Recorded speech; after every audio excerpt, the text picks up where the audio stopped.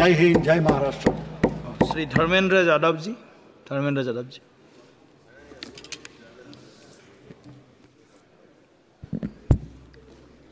धन्यवाद सभापति महोदय।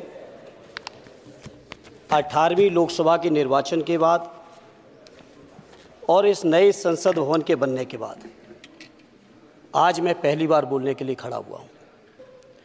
आपने मुझे मौका दिया, उसके लिए बहुत बहुत धन्यवाद देता हूं।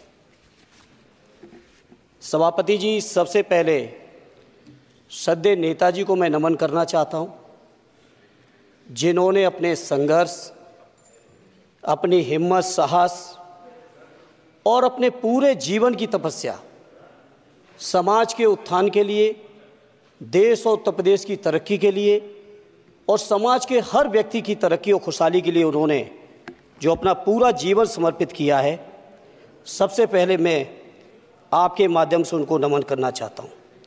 माननीय सभापति महोदय, श्रद्धेय नेताजी ने हम लोगों को अपने समाजवादी विरासत में इंसाफ और इंसानियत, न्याय और हक की लड़ाई करना सिखाया है। उस लड़ाई को हम लोग बखूबी अपने नेता आदरणीय अखिलेश यादव जी के नेतृत्व में शानदार तरीके से उस विरासत को न केवल लड़ रहे हैं, बल्कि नेताजी के हर सपने को पूरा करने तक हम लोग चुप बैठने वाले नहीं हैं। सभापति महोदय, बजट एक व्यापक विषय है और जब इस विषय के बारे में सोचते हैं तो समझ में नहीं आ रहा कि कहां से शुरू करें, क्योंकि देश में आज कोई वर्ग नहीं बचा है। कुछ चुनिंदा उद्योगपतियों के बारे में बात नहीं करूंगा, लेकिन देश के 140 करोड़ लोगों में से कम 95% लोग ऐसे हैं जो आज पूरी तरह से बर्बाद हैं। एनडीए की यह सरकार 11वां बजट पेश कर रही है, लेकिन इस 11वें बजट के बावजूद अगर मैं देखता हूं तो समाज की जो गरीबों के लिए सबसे ज़्यादा ज़रूरी चीज़ें हैं, स्वास्थ्य का है तो स्वास्थ्य 2023 और 24 में बजट घटा दिया है। किसानों का बजट जहां यूपीए के सरकार के समय 2014 तक 5.5 था, वहीं 24 आते आते ये 3.15 रह गया है। शिक्षा का बजट जहां 2013 में 4.77 था, आज 23-24 आते आते ये 2.5% रह गया है। इसी तरह से जितनी भी ज़रूरी चीज़ें हैं, सभापति महोदय, मुझे कहने में कोई संकोच नहीं, ये जो बीजेपी की एनडीए की सरकार है, ये सरकार पूरी तरह से गरीब विरोधी, किसान विरोधी, नौजवान विरोधी, बुनकर विरोधी, छात्र विरोधी, दलित विरोधी, पिछड़ा विरोधी, मजदूर विरोधी, जितनी भी अगर उपाधियां दी जाएंगी सभापति महोदय वो कम हैं। और मैं कोई राजनीतिक भाषण नहीं दे रहा हूं, मैं उदाहरण सहित आपको जब नंबर आए तो बोल देना, और हमें पता है आपका नंबर भी नहीं आएगा आपकी पार्टी में, ये भी पता है हमें।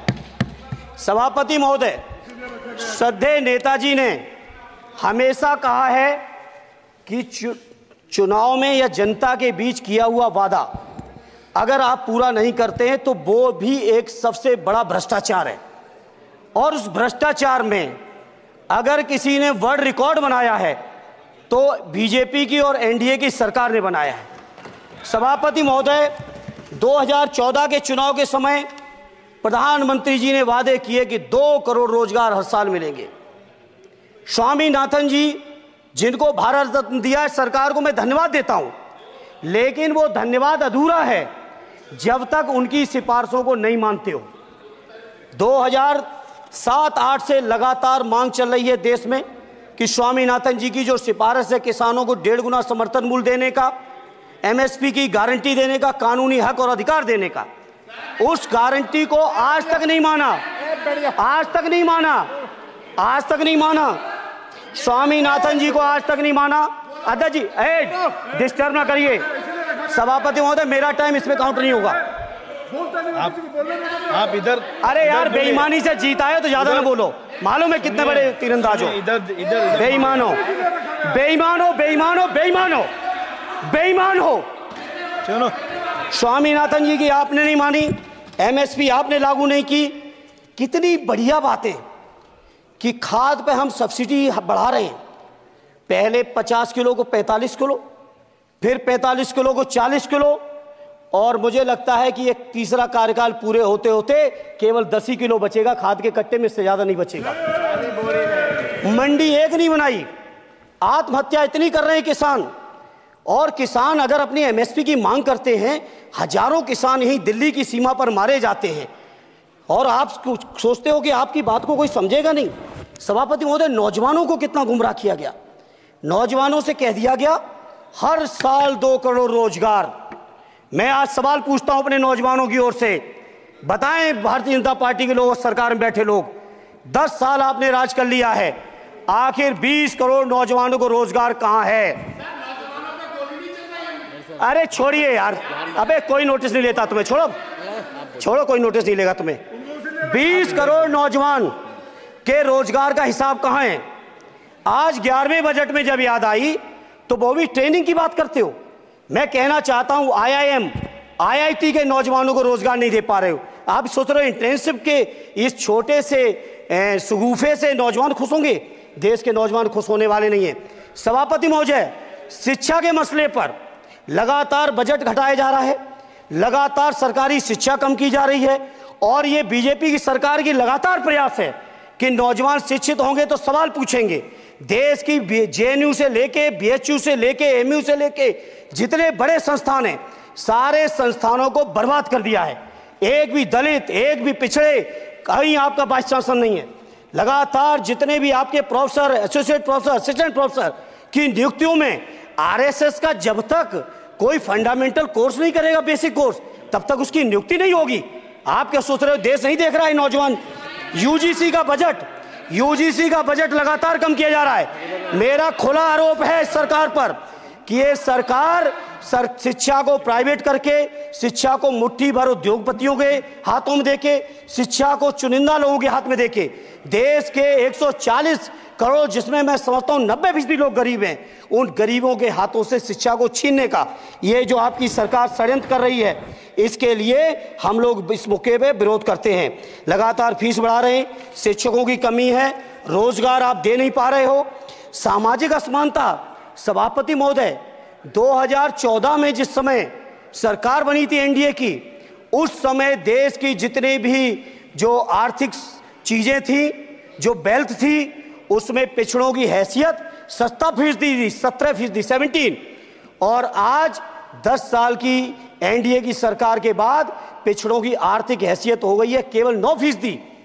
मैं कहना चाहता हूं चुनौती के साथ, वित्त मंत्री अपने जवाब में बता दें, अनुसूचित जनजाति का एक भी व्यक्ति देश में अरबपति हो तो बता दो, एक भी अरबपति हो तो बता दो, एक भी दलित को अरबपति आपने बना दिया हो तो बता दो, एक भी पिछड़े को बना दिया हो तो बता दो।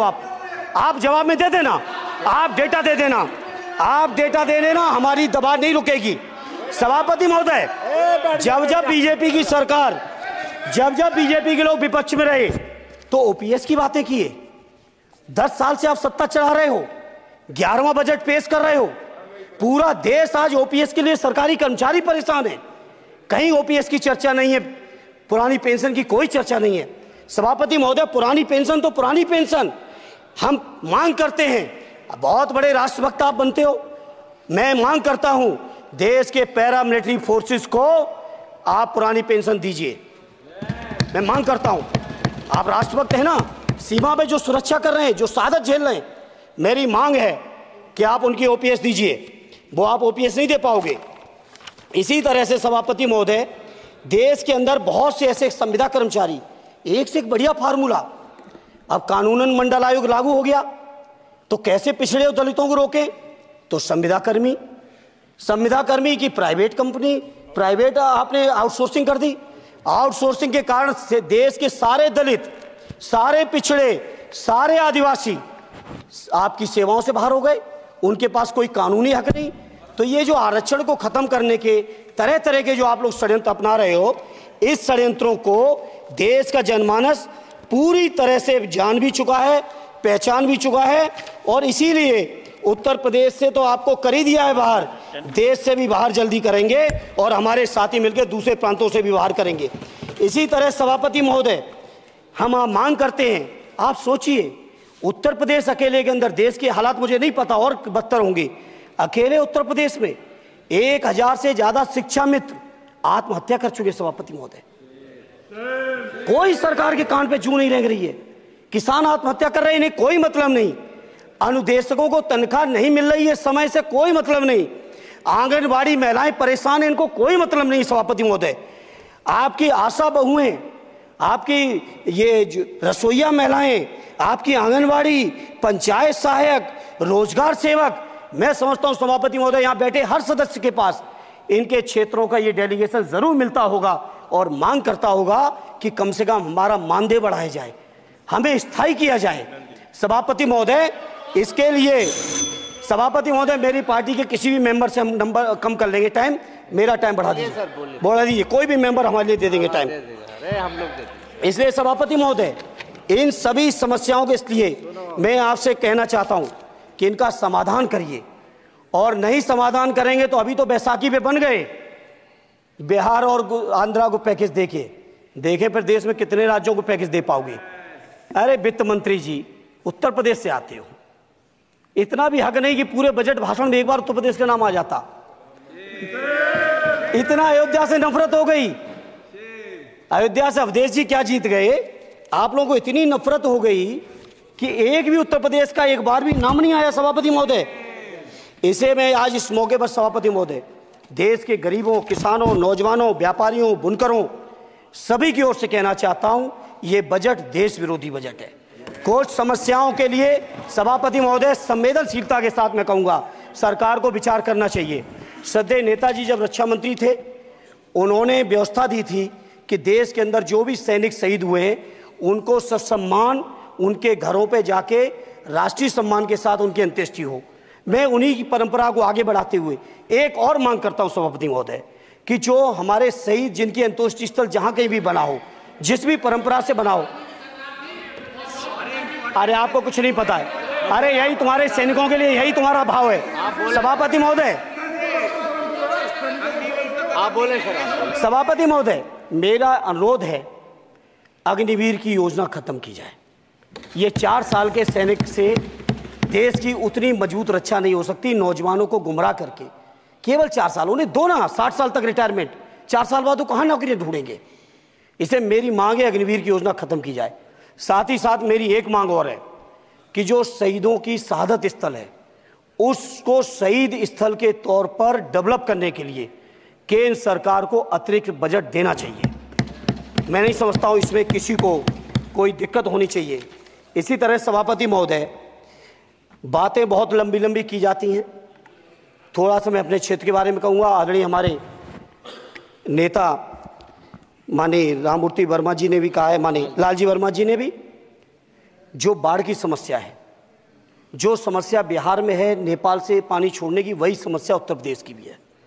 और विशेषकर पूर्वी उत्तर प्रदेश में अगर आप चलिए तो खीरी से शुरू करेंगे, पीलीभीत खीरी से लेके पूरा आप चले जाइए और एकदम कुशीनगर बॉर्डर तक, बिहार बॉर्डर तक पूरी की पूरी समस्या है। घाघरा जब आती है तो मैं समझता हूं इन जिलों के लाखों लोगों को तहस नहस करके चली जाती है। जितना विकास होता है सभापति महोदय, बरसात के समय वो सारा का सारा विकास पूरी तरह से खत्म हो जाता है। इसलिए मेरी मांग है केंद्र की सरकार से कि बजट आप पास कर रहे हो तो कम से कम उत्तर प्रदेश से इतनी नफरत ना करो।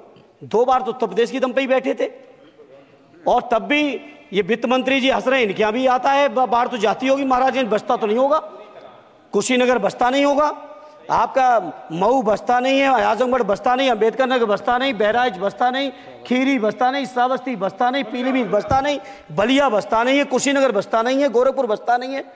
इतने जिले तो हमारे उत्तर प्रदेश के प्रभावित हैं। तो बिहार की तरह से एक विशेष पैकेज हमारे उत्तर प्रदेश के लिए भी दे दो। कम से कम इतना तो कहने की हिम्मत रखो, केवल चीखने के लिए बैठे हैं सब के सब। सभापति महोदय, दूसरा एक मैं बात, हमसे पूर्व जो सांसद रहे हमारे आजमगढ़ के, बड़ी लंबी लंबी बातें की, गोरखपुर से आजमगढ़ होते हुए बनारस तक का हमने रेलवे लाइन स्वीकृत करा दिया। सभापति महोदय, मैंने जब पता किया अधिकारियों से तो सच्चाई ये है कि अभी उस पर एक भी पैसे का बजट का आवंटन नहीं है, नहीं है बजट का आवंटन। हाँ, आज आप ही ने तो पेश किया बजट, आप ही तो साइन किए हो, निर्मला जी ने तो किया नहीं होगा, आप ही ने किया होगा। तो सभापति महोदय उस पर बजट भी आए, उस पर बजट भी आना चाहिए। दूसरा सभापति महोदय, ये जो समस्या है बाढ़ वाली, मैं समझता हूं कोई अकेले मेरी नहीं है, मेरे अकेले क्षेत्र की नहीं है। जो भी संवेदनशील व्यक्ति होगा इस पर जरूर गंभीरता से सोचेगा, उसको सोचे। इसी के साथ मैं अपनी पार्टी की ओर से इस जन विरोधी बजट का पुरजोर विरोध करता हूं। बहुत बहुत धन्यवाद। श्री सुखदेव भगत जी।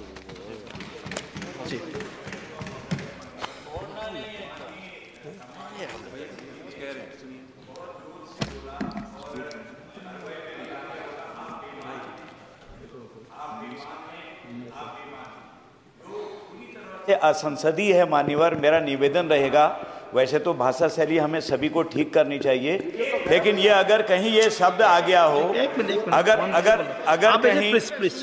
अगर कहीं ये शब्द कार्रवाई में आ गया हो तो मान्यवर निवेदन है उसे हटा दिया जाना चाहिए। देख लें।